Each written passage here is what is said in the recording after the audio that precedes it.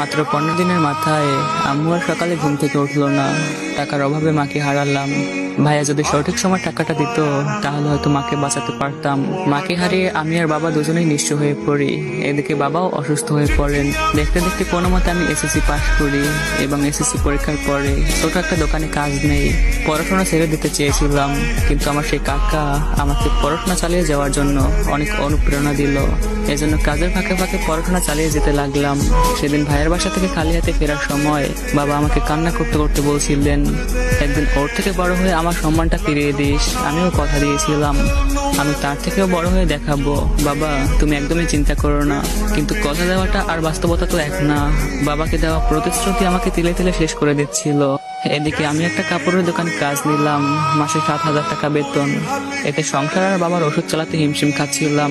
তখন আমার সেই কাকা আমাকে একটা পরামর্শ দিল, বলল, আমি কিছু টাকা পয়সা দিই তোকে, তুই আমাদের বাজারের মোড়ে সন্ধ্যার দিকে ফাস্ট ফুড নিয়ে বসিস, এতে তোর ভালোই ইনকাম হবে। প্রথমে লজ্জায় আমি না বলে দেই।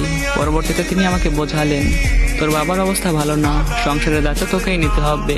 আর কারো অধীনে কাজ করে জীবনে বড় কিছু হওয়া যায় না। আমি তো আছি তোর পাশে। মানুষ কি বললো সেটা দেখে লাভ নেই, তুই তো আর চুরি করতেছিস না। আমার সেই কাকার কথায় তারপর আমি সব লজ্জা শরম ভুলে গিয়ে তার কাছ থেকে টাকা নিয়ে একটা ভ্যান গাড়ি কিনি। তারপর সেই বাজারের মোড়ে ঝালমুড়ি